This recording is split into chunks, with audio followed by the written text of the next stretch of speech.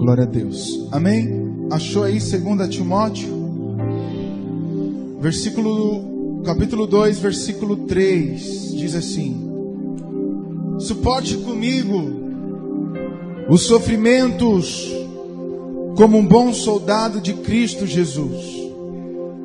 Nenhum soldado se deixa envolver pelos negócios da vida civil, já que deseja agradar aquele que o alistou. Semelhantemente, nenhum atleta é coroado como vencedor, se não competir de acordo com as regras.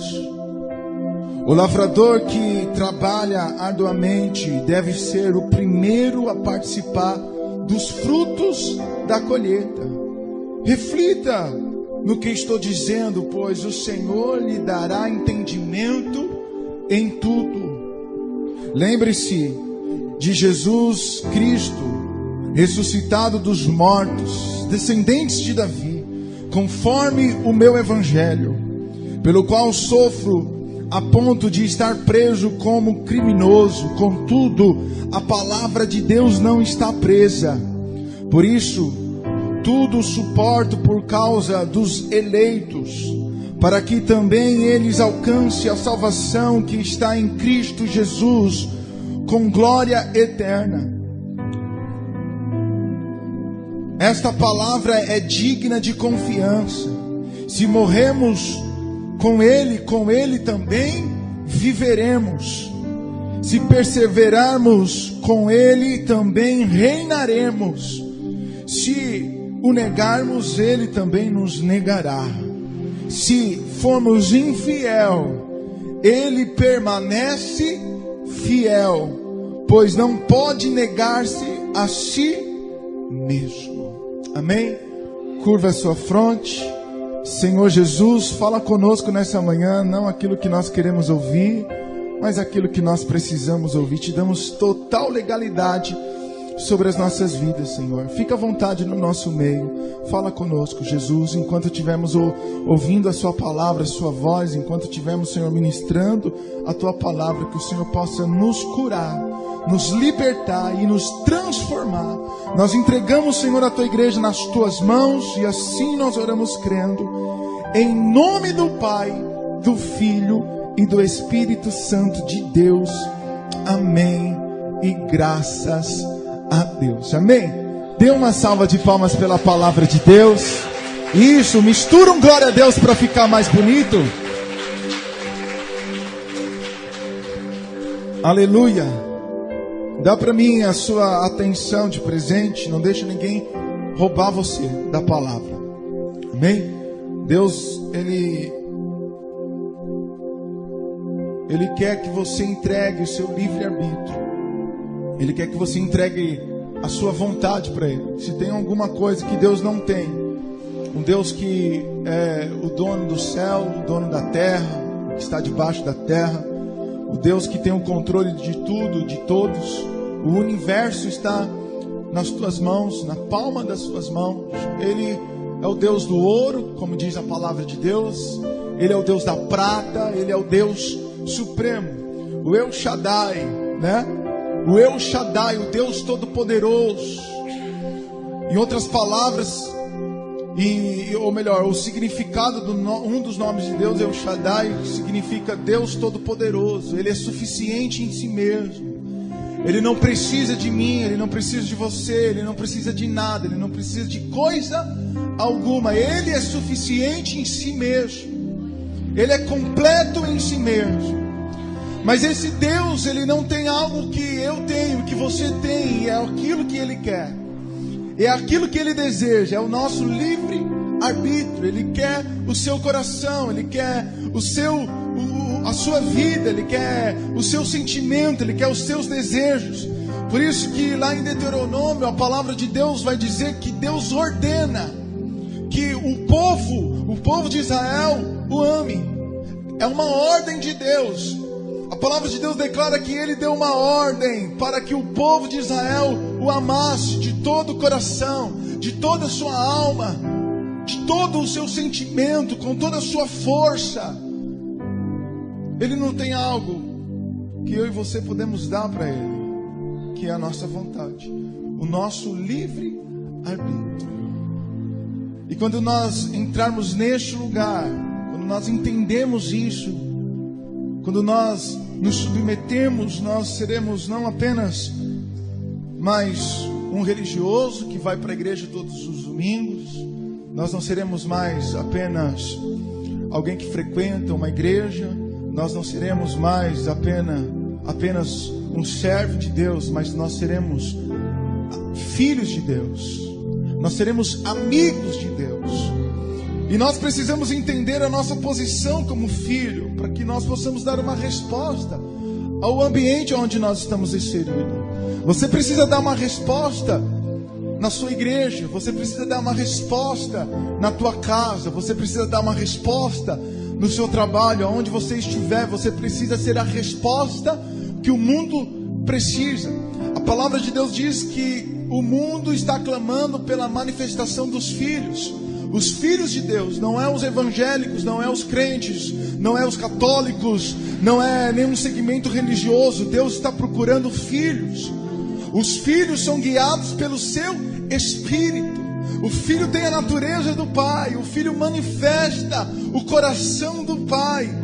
E aí o apóstolo Paulo, em Romanos capítulo 5, versículo 1, ele declara dizendo que nós fomos justificados por Deus pela fé.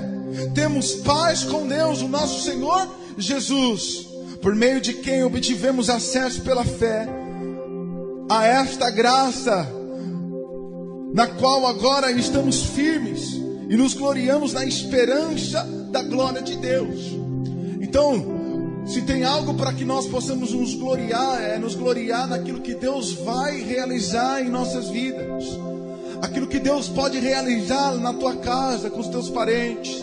Aquilo que Deus pode fazer em você e através de você. Nós podemos nos gloriar na glória de Deus.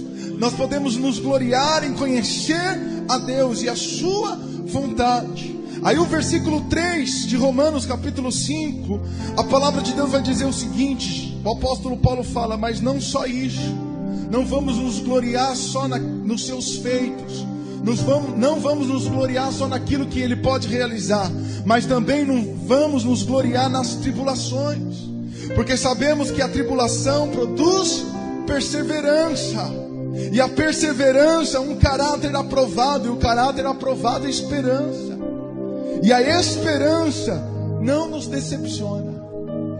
Fala para o irmão que está do seu lado: a esperança, fala com mais gana, a esperança, isso, não te decepciona.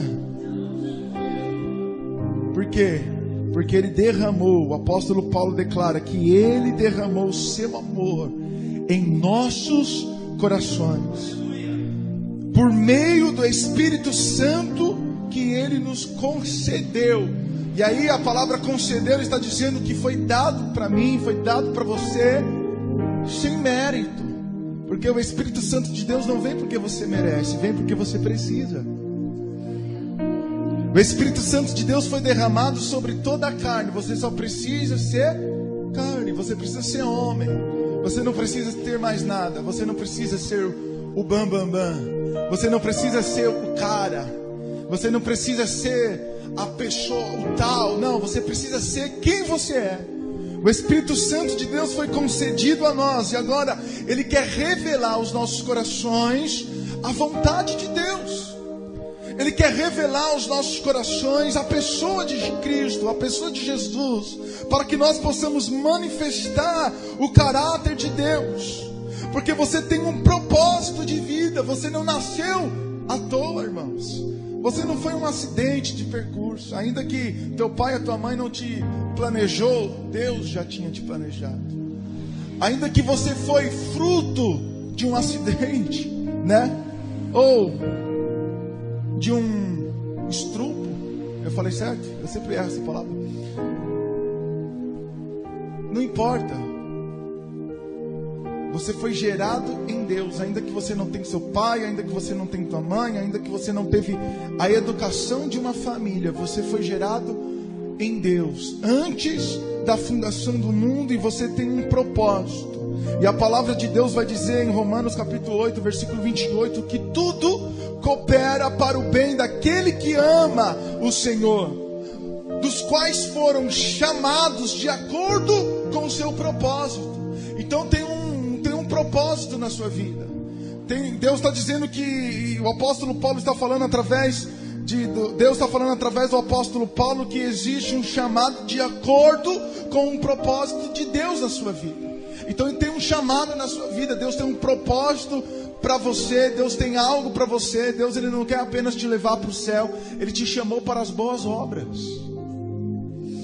Ele não te chamou apenas para ir para o céu, Ele não te chamou apenas para fazer parte do reino de Deus. É bom? É bom, irmãos. Nós vamos para um lugar onde a rua é de ouro, de cristal. O que nós valorizamos aqui na terra, lá no céu, para nós vai ser asfalto. Nós vamos pisar. Quando os discípulos recebiam as ofertas, a palavra de Deus fala que as pessoas colocavam nos pés dos apóstolos. Sabe por quê? Porque para os apóstolos aquela oferta estava debaixo dos seus pés. Era asfalto, não tinha valor algum para eles. Na verdade, eles pegavam o dinheiro e investiam em pessoas. Ninguém passava necessidade, diz a palavra de Deus. O que nós valorizamos hoje, lá no céu, irmãos, lá no céu é asfalto para a gente passar, para a gente andar. Existe algo bom para você lá no céu. Existe algo que o seu coração ainda não entendeu, que os seus ouvidos ainda não ouviu, que os seus olhos ainda não enxergou. Mas Ele não te salvou apenas para te levar para este lugar. Não, Ele te chamou para as boas obras. Ele te chamou para que eu e você pudéssemos andar sobre ela. Então existe uma base, existe uma palavra, e nós temos uma estrutura, e nós precisamos caminhar sobre esta estrutura, essa plataforma que é a palavra de Deus. E Deus, Ele quer estruturar você, Ele quer te dar força, te dar gana, te capacitar para o seu chamado, porque será terrível naquele dia você se apresentar diante de Deus com as suas mãos vazias. Jesus declara dizendo: louco, nessa noite pedirão a sua alma. E o que você tem para apresentar a Deus? Jesus, ele conta essa parábola e fala isso para os seus discípulos. Ajuntou nos seus celeiros, ajuntou na sua conta bancária, tem bastante dinheiro, né? Fez aí grandes patrimônios. Mas nessa noite Deus vai pedir a tua alma. E o que você vai apresentar para Deus? Por quê? Porque nós valorizamos coisas terrenas, irmãos. E eu não estou negligenciando que Deus, ele não possa te dar essas coisas. Sim, Ele pode te dar, mas essas coisas devem servir o reino. Essas coisas precisam servir o seu propósito, servir o seu chamado. Porque se você não servir a Deus com o seu dinheiro, provavelmente você vai servir o seu dinheiro sem Deus. Então existe um propósito na sua vida, e nós fomos chamados de acordo com o propósito dele. O pastor José falou aqui sobre galardão. Galardão não tem nada a ver com a nossa salvação. A salvação veio através da graça de Deus, que é um favor imerecido. Foi o que nós lemos aqui, que Deus, ele nos concedeu, ele deu para nós de graça o seu Espírito, que é a graça de Deus sobre as nossas vidas. Agora, o galardão tem tudo a ver com o trabalho das nossas mãos.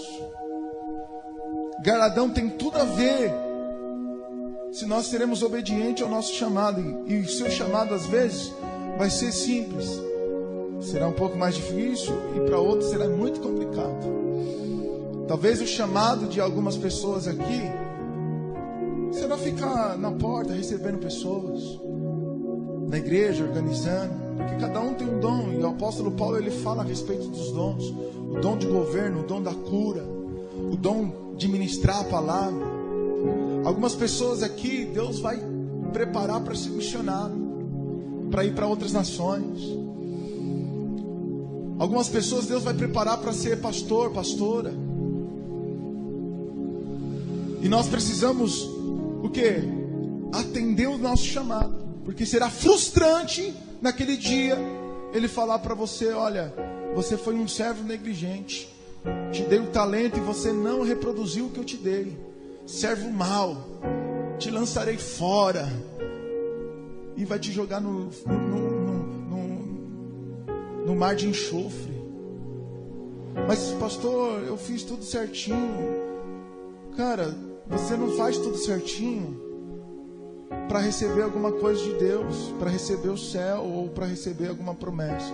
Você faz tudo certinho porque isso é um dever nosso.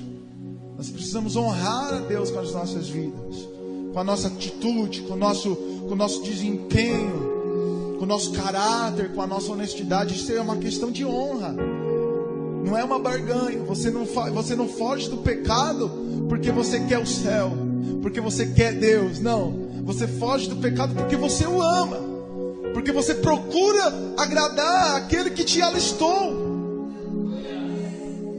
Você procura agradar aquele que te chamou como soldado. E nós algumas vezes vamos ter que sofrer, vamos ter que padecer. Por isso que o apóstolo Paulo declarava dizendo: olha, se contenta nas tribulações, porque ela vai produzir perseverança. E a perseverança vai produzir um caráter, e o caráter vai produzir uma esperança, porque a esperança da glória de Deus para o mundo é Cristo em nós. Então o que Deus quer realizar nos nossos dias? Ele quer mudar a igreja, Ele quer mudar a liturgia, Ele quer mudar o método, Ele quer mudar o nosso culto. Porque muitas vezes nós não estamos cultuando a Deus, nós estamos cultuando para as pessoas. Às vezes nós entramos aqui só para mostrar que está no culto, para falar com o pastor que está fazendo. Não, cara, nós precisamos mudar o nosso culto. Nós precisamos mudar a nossa adoração, nós precisamos mudar o nosso comportamento. Deus, Ele não quer performance, Deus, Ele quer realidade, Ele quer sinceridade. A igreja de Éfeso era uma igreja de performance, era uma igreja boa, era uma igreja que tinha um controle de autoanálise, tinha controle de qualidade. Eles identificavam os falsos profetas. Era uma igreja boa, que guardava a palavra, que andava na palavra, que servia. Mas a palavra de Deus vai dizer que eles perderam o primeiro amor. E quando você perde a essência, não adianta ter performance, irmãos.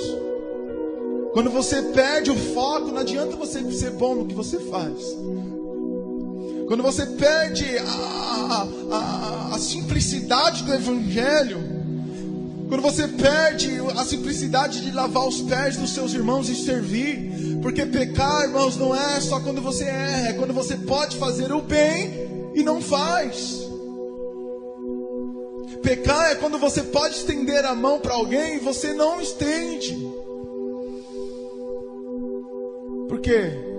Porque não conhecemos o propósito, não conhecemos a essência. E nós não podemos ser andar com uma mente ofendida.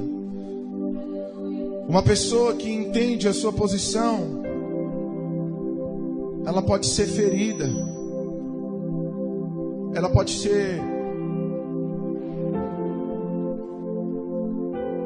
apunhalada, ela pode ser traída, mas ela entende a sua posição e ela sabe que tudo está cooperando para o seu bem.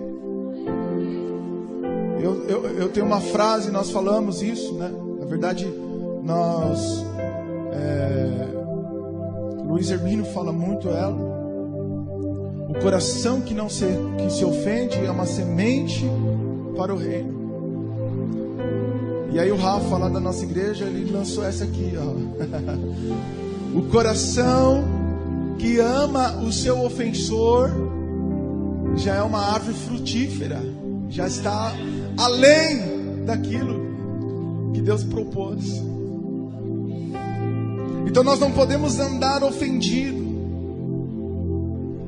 Nós precisamos ser pacientes diante do sofrimento e diante da tribulação. Tiago capítulo 5, versículo 10. O apóstolo está dizendo o seguinte: os profetas falaram em nome do Senhor como exemplo de paciência diante do sofrimento. Então vai ter tribulação sim, vai ter problemas sim, vai ter dificuldade sim. Ninguém vai isentar você dos seus problemas. Eu não posso falar para você vir para a igreja que os seus sofrimentos vão acabar, quando na verdade Deus ele quer te levar para um lugar de sofrimento. Pastor, irmãos,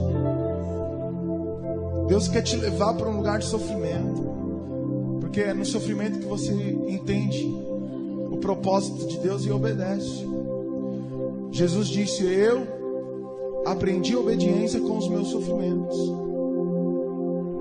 Jesus era desobediente? Não, mas ele aprendeu com o seu sofrimento. Na noite que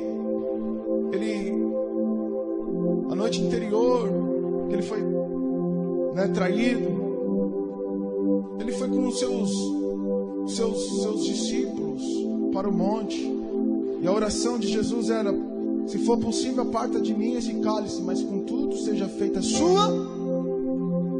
Ele aprendeu obediência com o sofrimento. Olha, a minha vontade é essa, que você passe pelo Gólgota, pelo sofrimento. E às vezes nós queremos tirar o sofrimento das pessoas, oferecendo a elas coisas que vai saciar o seu ego, que vai saciar a sua vontade, que vai atender às suas necessidades. Mas deixa eu falar algo para você. Jesus ele prometeu a você algo. Se você buscá-lo em primeiro lugar, colocá-lo em primeiro lugar na sua vida, buscar o reino de Deus e a sua justiça, as demais coisas seriam acrescentadas na sua vida. Que demais coisas seriam essas, pastor? As coisas básicas da vida. Ele não te prometeu fazer rico, ele não te prometeu te dar luxo, ele não te prometeu te dar luxúria, nada. Ele falou o seguinte: olha, os pássaros do céu têm o que comer e eles não semeiam.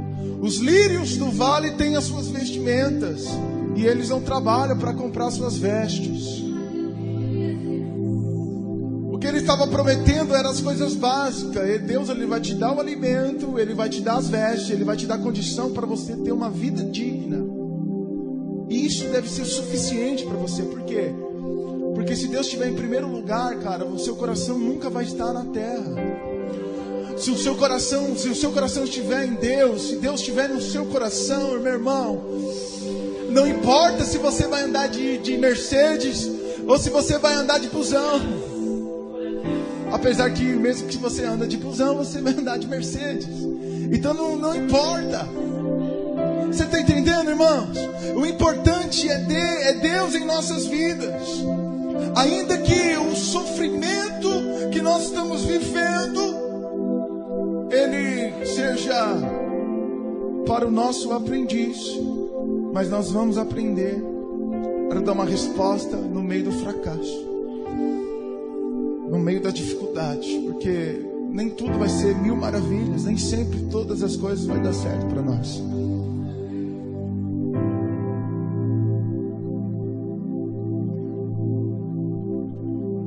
O Evangelho deve ser um exemplo de paciência diante do sofrimento.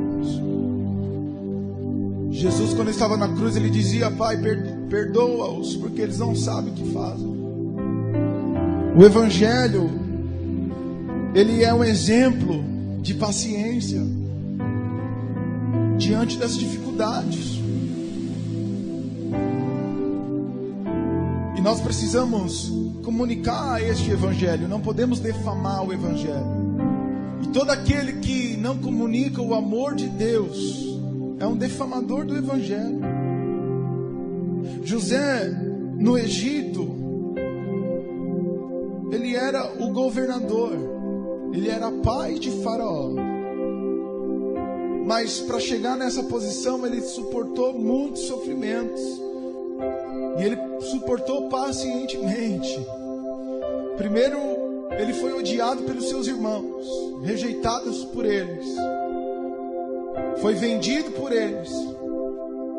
Depois, na casa de Potifar, ele vai para a prisão, porque foi caluniado.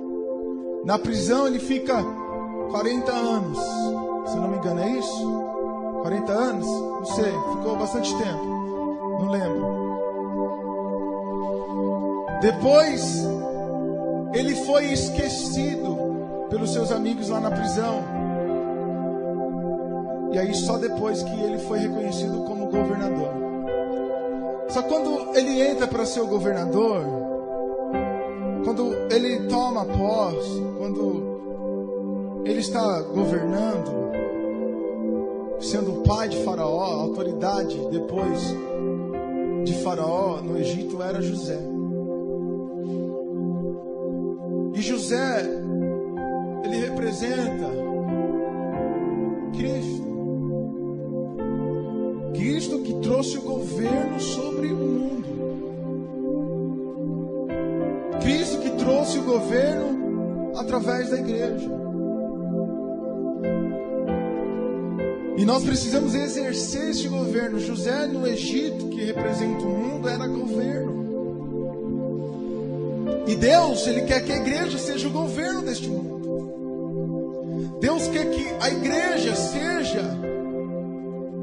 aquele que vai à frente para preparar os que vêm depois. Então existe um propósito na sua vida, porque foi isso que aconteceu com José. José, ele sofreu, ele passou momentos difíceis da vida dele, mas existia um propósito nisso. Ele foi enviado à frente para cuidar não apenas da sua família, mas de toda uma geração que ia vir depois. E aí a palavra de Deus vai dizer que quando os seus irmãos se aproximam dele, ele fala o seguinte: olha, eu sou o seu irmão José. Eu sou o seu irmão José, aquele que vocês venderam lá para o Egito. Sou eu. E aí José fala o seguinte para ele: agora não se afligem, não se recriminem por terem me vendido para cá, pois foi para salvar a vida para salvar vidas que Deus me enviou diante de vocês. Então José sabia que aquele sofrimento de toda a sua vida era propósito de Deus, e ele estava aguardando a hora certa, ele estava aguardando o momento certo. Só que me chama a atenção aqui que José, ele não quis devolver o troco, ele não quis devolver com a mesma moeda, dar o troco. Não, José, pelo contrário, ele declara dizendo, no capítulo 45, versículo 7: mas Deus me enviou à frente de vocês para lhes preservar um remanescente nesta terra, para salvar-lhes as vidas com grande livramento. Deus enviou José para guardar um remanescente, para guardar a próxima geração. Imagine, vamos fazer aqui uma conjectura. Imagine naquela sala, naquele palácio, os irmãos de José recebendo a revelação que o governador do Egito era o seu irmão. E aí eles imaginaram: agora lascou de vez. Agora eu vou estar perdido. Ele vai mandar me matar por aquilo que eu fiz com ele. E sabe de uma coisa, irmãos? É esse coração que Deus ele quer dar para nós. Porque a vingança de Deus não é nossa. A vingança é do Senhor. A verdade é que você planta é o que você vai colher. O que você semeia é o que você vai desfrutar. José, ele, diante dos seus irmãos, ele disse: olha, fique tranquilo, eu não vou fazer nada contra vocês. Pelo contrário, chama o papai, chama a mamãe, chama todos, pega o povo, pega os filhos, trazem os netos do meu pai e vem para cá, porque eu vou te dar a melhor terra do Egito. A Agora, se fosse hoje na nossa condição, o que nós faríamos com aquele que nos vendeu, com aqueles que fizeram mal para nós, aquele que nos bateu na face? O que nós faríamos? Será que nós perdoaríamos os nossos devedores? Será que nós perdoaríamos aqueles que têm nos ofendido? Ah, pastor, mas está fazendo mal para mim. Não tem problema. O mal que essas pessoas estão fazendo para você, o mal que a vida está te dando, porque às vezes vem o mal. Salomão fala a respeito dos dias maus e dos dias bons. Ele fala, olha, lembra-te dos dias bons quando chegar os dias maus, porque existe esperança para você, existe um remanescente, existe um futuro bom para você. Mas suporta os dias maus, suporta os dias de dificuldade, suporta, irmão. O apóstolo Paulo está declarando no livro ao qual nós lemos, aqui em 2 Timóteo: suporte comigo os sofrimentos como um bom soldado de Cristo. Nós precisamos suportar. Nós precisamos, irmãos, trabalhar os nossos músculos espirituais.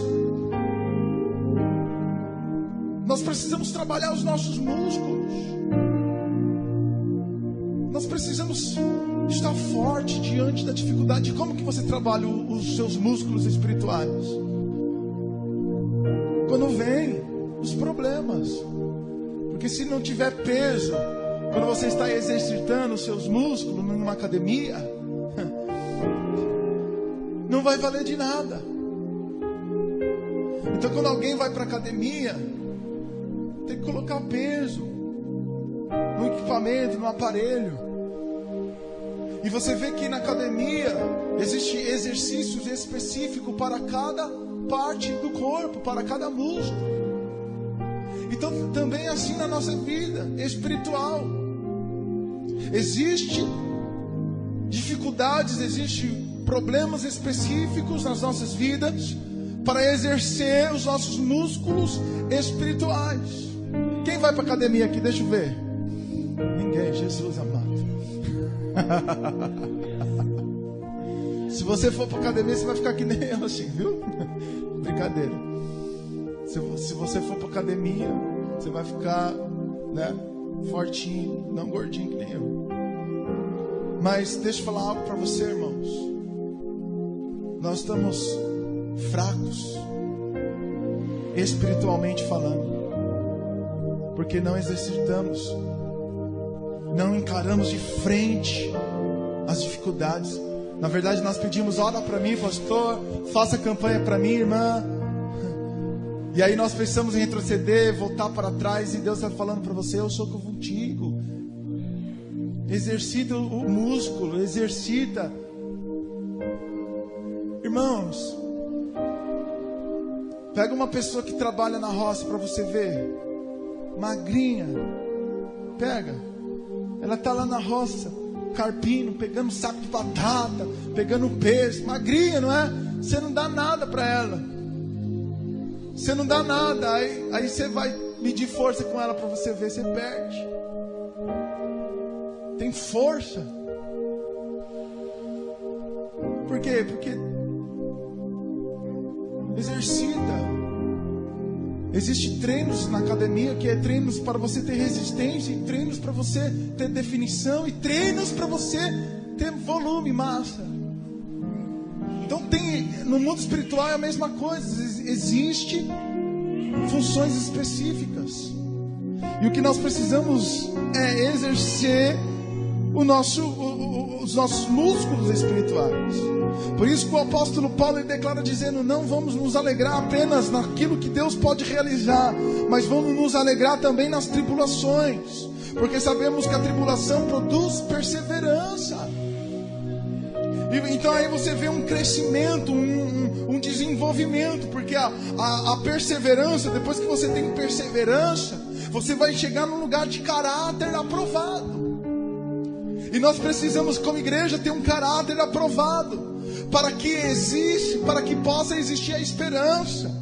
E aí Colossenses capítulo 1, versículo 26 e o versículo 27, a palavra de Deus vai dizer que o mistério que estava oculto durante épocas e gerações, mas agora foi manifestado a nós, os santos, os filhos de Deus. E Ele quis dessa forma, Ele quis assim revelar aos gentios, fazer que os gentios conheçam as suas riquezas deste mistério. E aí o apóstolo Paulo fala qual é este mistério. Em Colossenses a palavra de Deus vai dizer que este mistério é Cristo em nós, que é a esperança da glória de Deus. O mistério que foi desvendado, que foi revelado para os santos, é Jesus em nós. É os passos dele em você. É a mente dele na sua. É a conduta dele em você. A palavra de Deus diz que ele não quis ser igual a Deus. Ele esvaziou a si mesmo, deixou a sua glória, ele deixou todo o seu poder, ele deixou toda a sua divindade, porque Jesus, ele faz parte da Trindade, mas ele não quis ser igual a Deus. Quando Deus enviou o primogênito na terra, ele não quis ser igual. Não, ele quis ser homem. Ele não quis ser apenas homem, ele quis ser servo. E servo de todos. Aí o apóstolo Paulo ora pela igreja e ele fala o seguinte: que haja em vós o mesmo sentimento que de Cristo Jesus, que não quis ser igual a Deus, mas antes se esvaziou a si mesmo, tomou a forma de servo para servir a todos. Sabe qual é a sua forma? É a forma de Cristo. Qual é a forma de Cristo? A forma de Cristo é servir, cara. O evangelho sem servir pessoas não é evangelho. Igreja que não serve pessoas não é igreja. Cristão que não serve pessoa não é cristão. Pessoas que não põem outra pessoa acima dela não entendeu o propósito de Deus, não entendeu o caráter de Deus, não entendeu o que Deus quer de você. O apóstolo Paulo declara: aquele que coloca melhor, ele fala o seguinte, ele fala para nós: coloque os seus irmãos acima de você, faça ele superior a você. Humildade, irmãos. E humildade não é você pensar menos em si, mas é pensar menos em você. Deus, Ele quer te fazer influência na terra. E humildade não é você pensar menos em si, pensar que você não é capaz, que você não pode, que você não tem o poder de realização. Mas humildade é você pensar menos em você. Humildade é você colocar pessoas na sua frente, servir pessoas, morrer por um propósito. Porque se o grão de trigo não cair no chão e não morrer, não haverá frutos, ele vai ficar só. Jesus deixou isso bem claro e sucinto para nós quando os gregos procuraram ele. A maior filosofia do tempo eram os gregos, que tinham conhecimento, mas eles não tinham o conhecimento da palavra de Deus, eles não conheciam a essência de Deus. Por isso que foi chamar Jesus para uma alta posição. Aí Jesus disse: olha, se eu pensar só em mim, eu não vou dar frutos. E eu não vim para pensar só em mim, não, eu vim para ser o primogênito de muitos. E se eu aceito a sua proposta, eu vou ficar sozinho. O meu nome vai ser conhecido, mas eu não quero que o meu nome seja apenas conhecido. Eu quero que uma nação inteira. Eu quero que o mundo inteiro seja reconhecido como filhos de Deus. E que receba a mesma herança que eu tenho. Porque Ele te chamou como co-herdeiro. Co-herdeiro fala herdeiro como? Da mesma forma que Jesus é herdeiro de Deus, você também é. Porque Deus, Ele não faz acepção de pessoa, Ele também não faz acepção de filho. Tem pai que faz acepção de filho? Hã? Tem? Não. É raro você conhecer um pai ou uma mãe que faz acepção de filho. É raro. Mas não faz. Às vezes nós podemos até confundir. Porque às vezes tem um filho que precisa mais. Precisa mais de atenção, precisa mais de ajuda, né? E aí o pai vai estender a mão para isso. Porque Jesus, Ele deixa as 99 para ir atrás de uma que está perdida. Será que o bom pastor, que é Jesus, ama menos as 99? Não, Ele ama as 100. Só que se for preciso deixar 99 para ir atrás de uma, Ele deixa. E isso não quer dizer que Ele está fazendo acepção de pessoa. Então, se Deus, Ele é Pai, e Ele não faz acepção de pessoa, a mesma herança de Cristo é nossa. Mas o apóstolo Paulo, ele declara dizendo que se nós morremos com Ele também viveremos. Se nós morremos com Ele, também seremos ressuscitados com Ele. Ele está declarando: se perseverarmos com Ele, também reinaremos. Então existe um governo para você, existe uma posição para você, e essa posição é como filho. Você foi chamado como príncipe. Jacó lutou com Deus no vale de Jaboque, e o nome dele foi mudado, e ele foi chamado como príncipe de Israel. Deixou de ser Jacó para ser príncipe, deixou de ser Jacó para ser filho de Deus.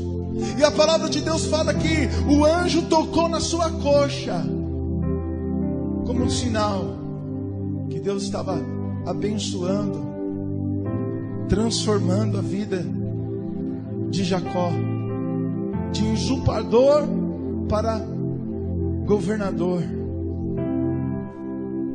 de usurpador para príncipe, para Israel. Só que a palavra de Deus diz que o andar de Jacó nunca mais foi o mesmo. Ele passou a andar mancando. Porque quando Deus, Ele toca em você, o seu andar muda. Quando Deus toca em você, quando você luta com Deus para vencer a sua carnalidade, para vencer a sua natureza. Porque você só ganha de Deus quando você luta com Deus. Você só ganha de Deus quando você luta para transformar a sua vida. Porque era isso que Jacó estava fazendo no vale de Jaboque. Ele estava dizendo: Deus, eu não vou sair daqui antes do Senhor me abençoar. Eu não vou sair daqui antes do Senhor mudar a minha história. Eu não vou sair daqui antes que o Senhor me transforme. Você só ganha de Deus na luta quando a sua luta é para transformar você. Aí Ele toca em você e o seu andar passa a ser diferente. A sua vida é outra. Aí você não anda mais com a cabeça na terra, a sua cabeça sempre vai estar no céu. E os grandes homens de Deus sempre pensou no alto, sempre pensou nas coisas do alto, sempre pensou nas coisas de cima e não nas coisas de baixo. Mas eu quero dizer para você que as coisas de baixo, as coisas da terra, sempre ofereceram para esses grandes homens de Deus, e assim também até os dias de hoje, ofereceram coisas para o seu ministério. Porque as coisas da terra devem servir o nosso ministério, e não a nós. Deus, Ele não te deu capacidade, força, influência, dinheiro. Ele não te deu essas coisas para que sirva você. É para que sirva o ministério. Mas você está incluso no ministério. está incluso no pacote, irmãos. Fique tranquilo. Busque primeiro a justiça e o reino. As demais coisas serão acrescentadas. O problema é que nós estamos preocupados com a nossa vida civil. O apóstolo Paulo fala o seguinte: reflita no que estou dizendo, pois o Senhor dará entendimento em tudo. Aí ele dá dois exemplos, dá três exemplos. O primeiro exemplo dele, ele fala a respeito do soldado. Quando você se alista, você não pensa na sua vida civil. Quando você se alista para ir para a guerra, você não pensa nas suas coisas. Você pensa em uma coisa só: em agradar aquele que te alistou, em agradar o general que está acima de você. Você pensa em agradar a sua pátria.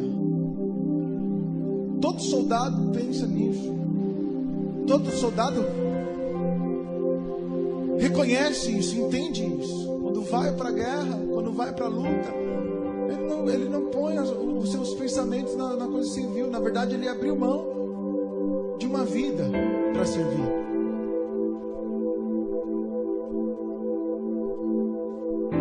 E aí Jesus, ele dá outro exemplo. Ele fala que um atleta que vai disputar qualquer campeonato, ele só é vencedor, ele só ganha coroa se ele fazer tudo que está dentro da regra, sem o quê? Sem mentir, sem enganar, sem querer trapacear.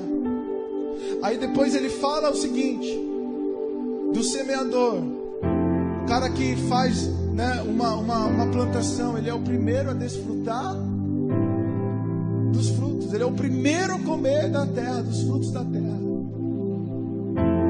E aí nós temos três exemplos. Primeiro, o soldado, que é obediente, aquele que está acima, que quer agradar aquele que está acima.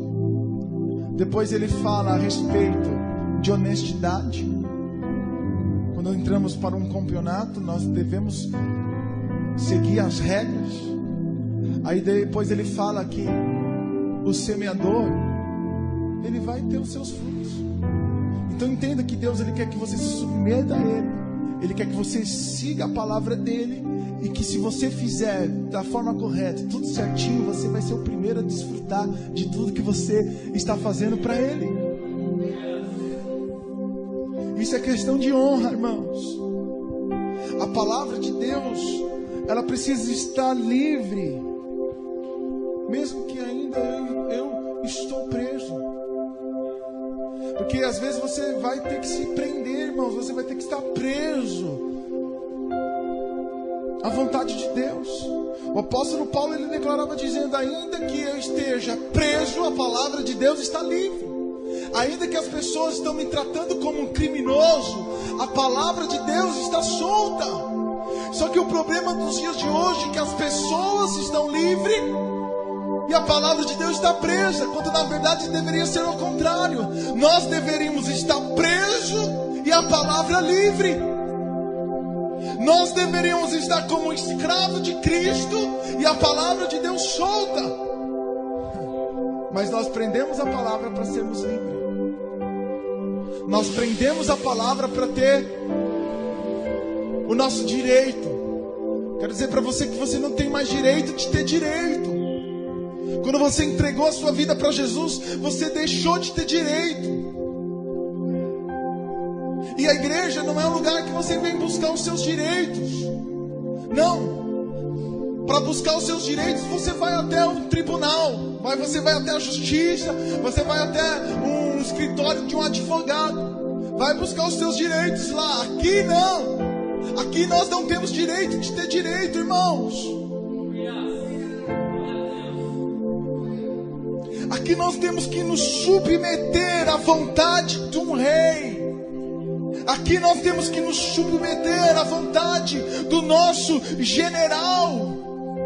Aqui nós temos que nos submeter às regras dos mandamentos da palavra de Deus. Aqui nós precisamos semear. O apóstolo Paulo fala de semente. A Deus ninguém zomba e ninguém engana. Aquele que semeia na carne vai colher corrupção, mas aquele que semeia no Espírito vai colher no Espírito. Você vai receber os frutos da sua colheita quando você semear no Espírito, quando você viver para Ele, exclusivamente para Ele. E ainda que você seja infiel, toda a vida Ele permanece fiel. Se você negar, Ele vai te negar. Se você falhar, Ele não vai falhar. Sabe o que isso significa? Significa que mesmo que você falhe, Ele ainda está de braços abertos para te ajudar. Quando Deus está falando para você, quando Deus está falando para mim, se você for infiel, se eu for infiel, Ele continua fiel. Ele continua de braços abertos para te ajudar, porque Ele não pode negar a si mesmo. Ele é amor. E o amor, ele é paciente. O amor, ele é benigno. O amor, ele é bondoso. O amor, meu irmão, ele traz frutos em nossas vidas. Deus, ele não é uma pessoa. Deus, ele é amor.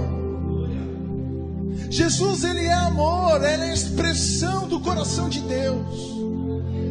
E nós precisamos ser a expressão do coração de Deus. Por quê? Porque a esperança que não decepciona é quando Jesus está em nós, irmãos. A esperança do mundo é a manifestação dos filhos. E os filhos de Deus não podem decepcionar, porque o Filho representa o próprio Deus.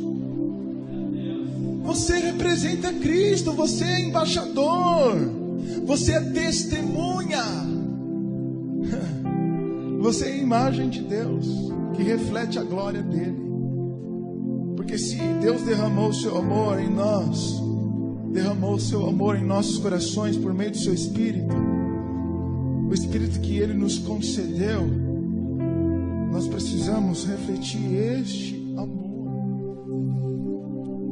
Davi foi chamado segundo o coração de Deus, não porque ele era perfeito, mas porque ele nunca se apartou do Espírito de Deus, mesmo quando ainda pecou, mesmo ainda quando falhou. O desespero dele ficar sem Deus era tanto que ele diz: pode tirar tudo. E o tudo era tudo mesmo. Era esposa, era filho, era governo, o reinado, terra, dinheiro, era tudo. Porque a palavra de Deus vai dizer, irmãos, se você ama mais seu pai e sua mãe do que a Deus, você não é digno dele. Se você ama mais os seus filhos do que a Deus, você não é digno dele. Se você ama mais a sua própria vida do que a Deus, você não é digno dele. Davi, ele abriu mão de tudo para ter o Espírito. Ele dizia: pode tirar tudo, mas não tira o seu.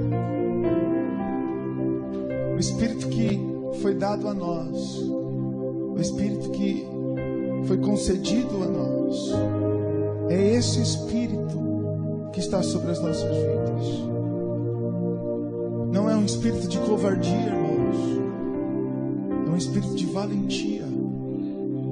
Então não se amedronta diante do sofrimento. O sofrimento é apenas a ponte que vai te levar para o propósito. Jesus chamou Pedro de Satanás e chamou Judas de amigo. Pedro queria tirar Jesus do propósito. Aí Jesus fala: apartai-vos de mim, Satanás.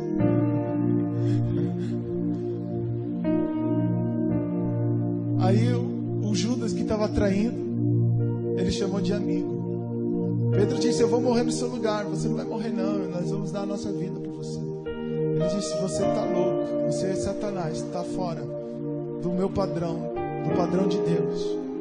Aí Judas, que está levando ele para a cruz, que está traindo, ele chama de amigo. Por quê? Porque os seus amigos são aqueles que contribuem para o propósito de Deus na sua vida, não aqueles que te tiram do propósito. Ainda que se levanta carrasco na sua vida, ainda que levanta pessoas para fazer você sofrer, mas saiba que é propósito de Deus, para te levar para o lugar do coração dele. Amém? Vamos adorar o Senhor. Vamos render a Ele honra, graça e adoração. Deus, Ele quer que você se entregue a Ele. Essa manhã é manhã de Santa Ceia. E a ceia, ela representa para nós tanto no mundo, no aspecto natural, quanto no aspecto, no mundo espiritual. A ceia, ela é uma festa, nós estamos festejando aqui. Nós vamos cear, depois nós vamos almoçar. Isso aqui é uma festa, irmãos. Na verdade, isso aqui é a premissa. Nós vamos trazer, eu não tive a oportunidade de concluir o estudo que nós estamos fazendo, mas nós vamos concluir esse estudo e nós vamos ministrar aqui a palavra a respeito de primícias. A Santa Ceia, ela é uma primícia. Qual que é o primeiro dia do mês, da semana? Hoje, domingo. Jesus morreu na sexta, ressuscitou aonde? No primeiro dia da semana, no domingo. As festas das primícias começavam quando? No primeiro dia da semana. Sabe o que isso significa? Que Jesus, Ele é a primícia. Jesus, Ele é o primogênito dos mortos, diz a palavra de Deus. Ele foi o primeiro a ressuscitar. Jesus é a primícia. Nós precisamos entender a lei da reciprocidade, a lei da semeadura.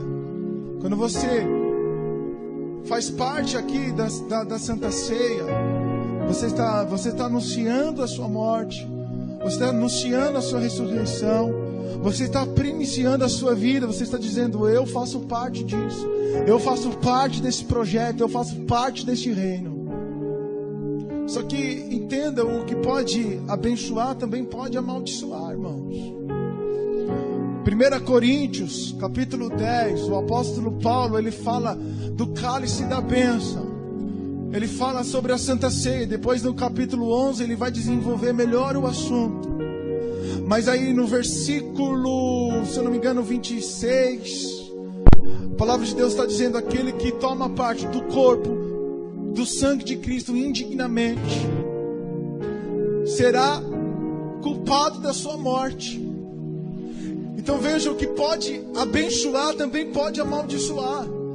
O problema é quando nós não entendemos o que nós estamos fazendo.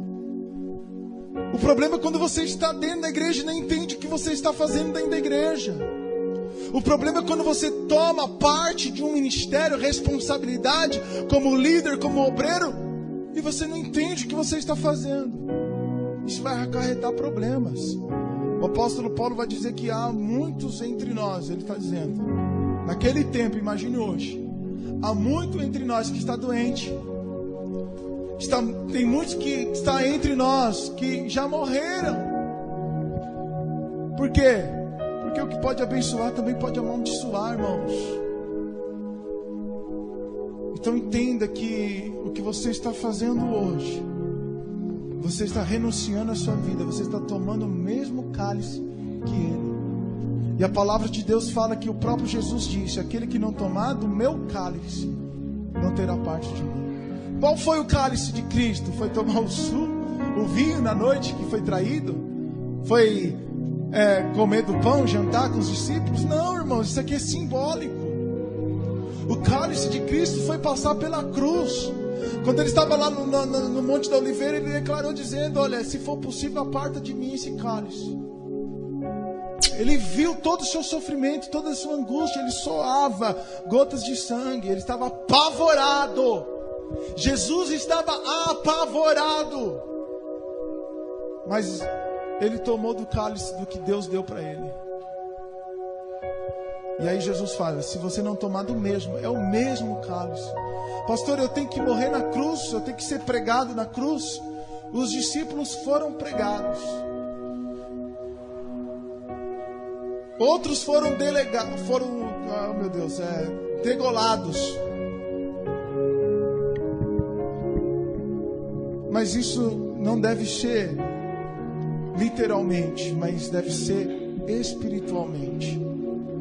O apóstolo Paulo falava que ele era levado todos os dias para o matadouro, como uma ovelha muda. Isaías fala que Jesus foi levado como ovelha muda para o matadouro. Todos os dias nós precisamos matar os nossos desejos, matar a nossa vontade. Lembra no início da mensagem, o livre-arbítrio? Dá a sua vida para Ele. Dá o seu coração para Ele. Dá a sua mente para Ele, irmãos. Dá o seu trabalho, dá a sua empresa, dá o seu casamento, dá os seus filhos, dá tudo para Ele, porque tudo pertence a Ele mesmo já. Deixa Ele administrar a sua vida, deixa Ele governar você, deixa Ele cuidar de você, irmão. Se submeta à vontade dEle. Ô Vaza, pode deixar essa acesa, pode apagar de trás.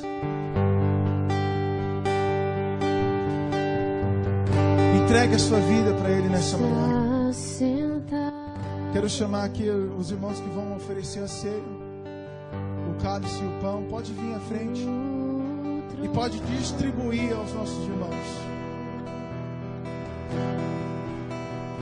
E ao Cordeiro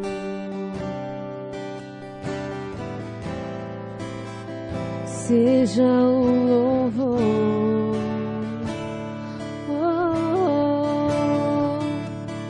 Seja a honra, Que seja a honra, seja a glória, que seja dada toda a glória a Ele, somente a Ele. seja o domínio, Tu és o Deus El Shaddai, Elohim, dos séculos dos séculos. Elohim, Shaddai, te adoramos, Seja a honra, te seja, adoramos, Deus.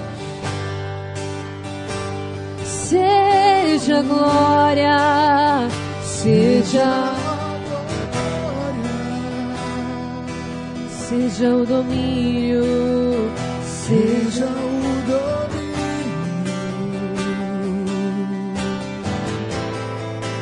pelos séculos dos séculos.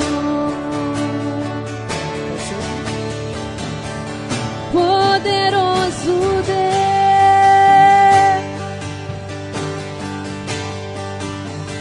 poderoso Deus, O Santo de Israel, poderoso Deus. te adoramos nesta manhã, meu Rei. Minha alma anseia por ti.